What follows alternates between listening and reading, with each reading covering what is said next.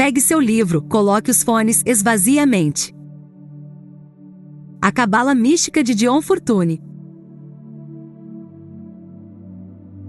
Capítulo 8. Os padrões da árvore. 1. Existem vários métodos pelos quais as 10 sagradas Sefirot podem ser agrupadas na árvore da vida. Destes, não se pode dizer que um esteja correto e outro incorreto. Eles servem a propósitos diferentes e lançam muita luz sobre o significado das Sefirot individuais ao revelar suas associações e equilíbrio.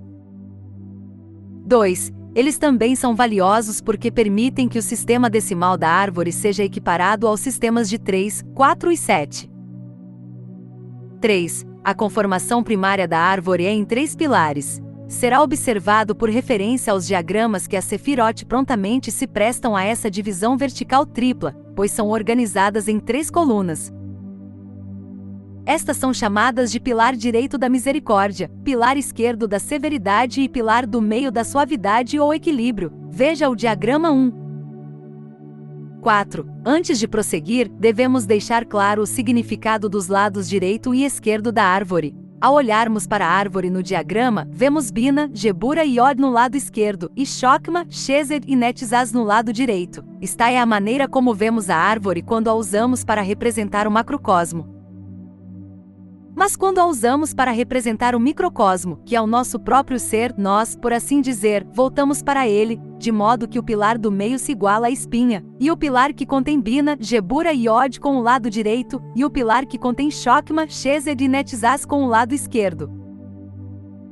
Esses 3 pilares também podem ser equiparados a Shushumna, Ida e Pingala do sistema de Yoga. É muito importante lembrar a inversão da árvore quando ela é usada como um símbolo subjetivo, caso contrário, resulta em confusão. Em seu valioso livro sobre a literatura da Cabala, The Holy Kabbalah, o Sr. White, no frontispício, por alguma razão que ele mesmo conhece, inverte a apresentação usual da árvore, mas pode ser dado como certo que a maioria das representações do símbolo dão a árvore objetiva, não a subjetiva. Quando a árvore está sendo usada para indicar as linhas de força na aura, é a árvore subjetiva que deve ser usada, de modo que Gebura equivale ao braço direito. Em todos os casos, é claro, o pilar do meio permanece firme. 5. O pilar da severidade é considerado negativo ou feminino, e o pilar da misericórdia positivo ou masculino. Superficialmente, pode-se pensar que essas atribuições levam a um simbolismo incompatível, mas um estudo dos pilares à luz do que agora sabemos sobre as Sefirot individuais revelará que as incompatibilidades são puramente superficiais e que o significado mais profundo do simbolismo é inteiramente consoante. 6. Será observado que a linha que indica o desenvolvimento sucessivo da Sefirot zigue-zagueia de um lado para o outro do glifo e foi apropriadamente chamada de relâmpago em consequência. Isso indica graficamente que as Sefirot são sucessivamente positivas, negativas e equilibradas. Esta é uma representação muito melhor do processo de criação do que se as esferas fossem representadas uma acima da outra em uma linha reta, pois indica a diferença na natureza das emanações divinas e suas relações entre si, pois quando olhamos para o glifo da árvore, prontamente percebemos as relações existentes entre as diferentes Sefirot, e vemos como elas se agrupam, refletem e reagem umas sobre as outras. 7. Na cabeça do pilar da severidade, o pilar negativo feminino está Bina, a grande mãe. Agora, a Bina é atribuída à esfera de Saturno, e Saturno é o doador da forma. Na cabeça do pilar da misericórdia está Shokma, o pai superno, uma potência masculina. Assim, vemos que temos aqui a posição de forma e força. 8. Na segunda trindade, temos a posição de Chesed, Júpiter e Gebura, Marte. Novamente temos os pares de opostos de construção em Júpiter, o legislador e governante benéfico, e destruição em Marte, o guerreiro e destruidor do mal. Pode-se perguntar por que uma potência masculina como Gebura deveria ser colocada no pilar feminino. Deve ser lembrado que Marte é uma potência destrutiva, uma das infortunas na astrologia. O positivo se acumula, o negativo se desintegra. O positivo é uma força cinética, o negativo é uma força estática. 9.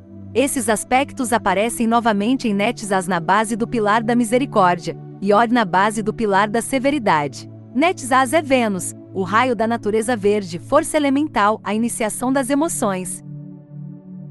Od é Mercúrio, Hermes, a iniciação do conhecimento. Netzaz é instinto e emoção, uma força cinética. Od é intelecto, pensamento concreto, a redução do conhecimento intuitivo à forma.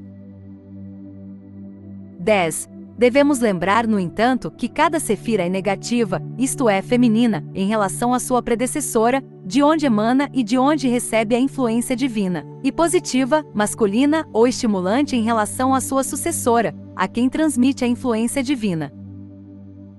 Portanto, cada sefira é bissexual, como um ímã do qual um polo deve necessariamente ser negativo e o outro positivo. Podemos talvez explicar melhor as coisas por uma analogia com a astrologia, e dizer que uma sefira no pilar feminino é bem digna quando está funcionando em seu aspecto negativo, e mal digna quando está funcionando positivamente, e que no pilar masculino a posição é invertida.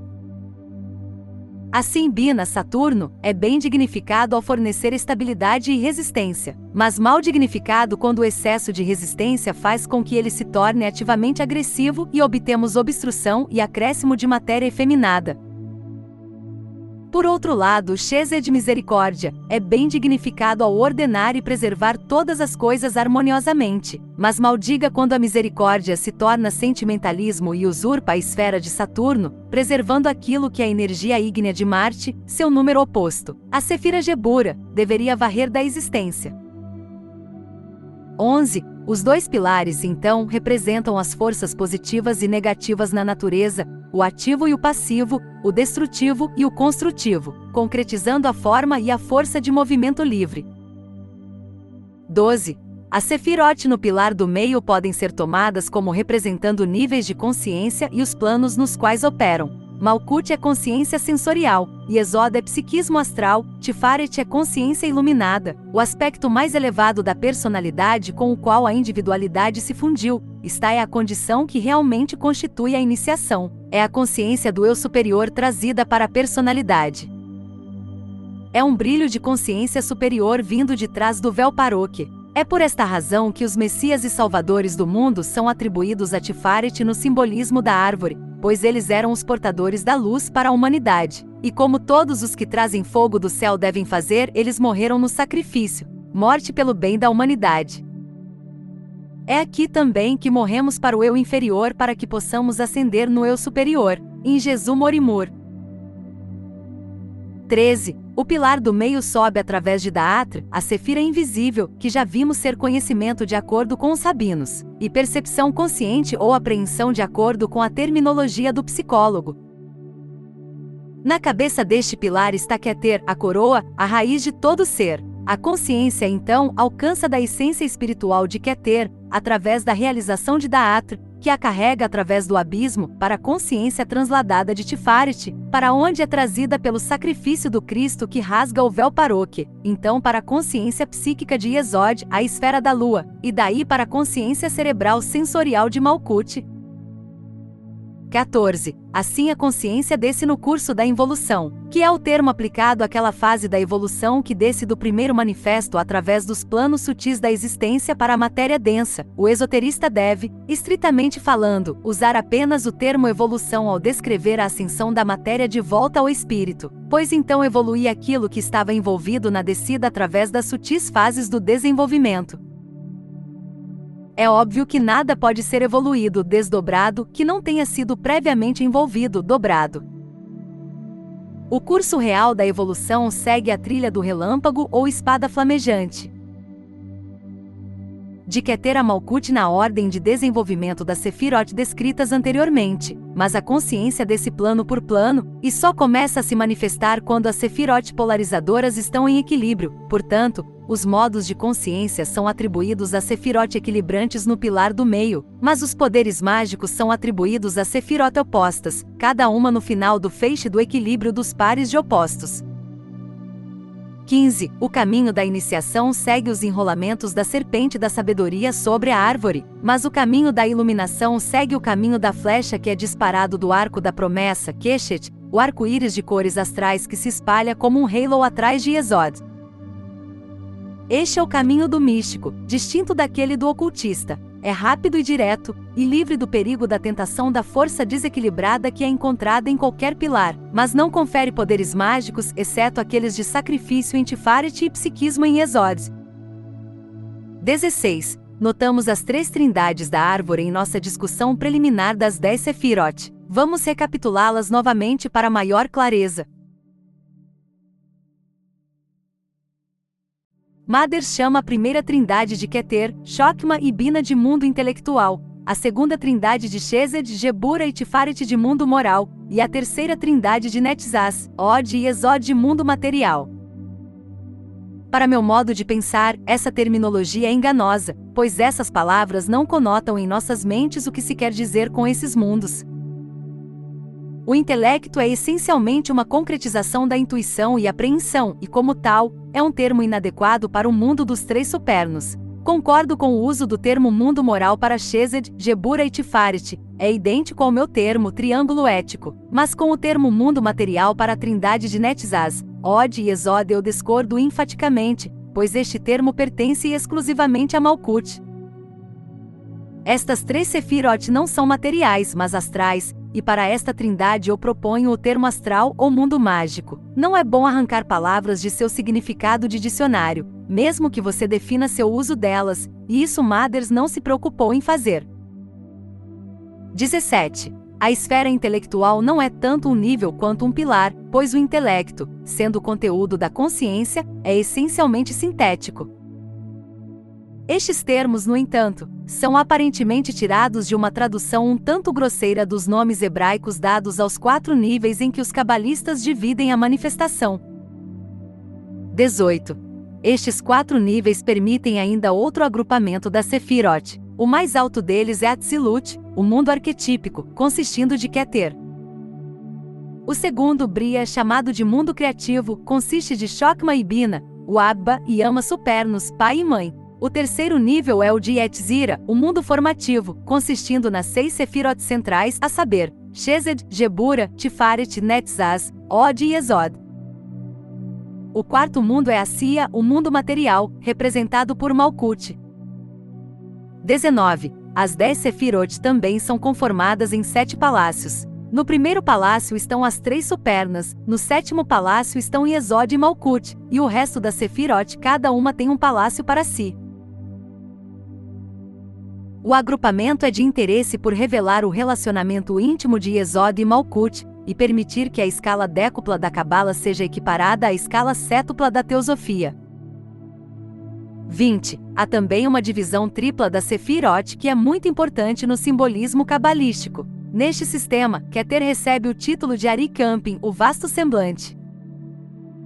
Isso se manifesta como Abba, o pai superno, Chokma, e Ama, a mãe superna, Bina, sendo estes os aspectos positivo e negativo dos 3 em um.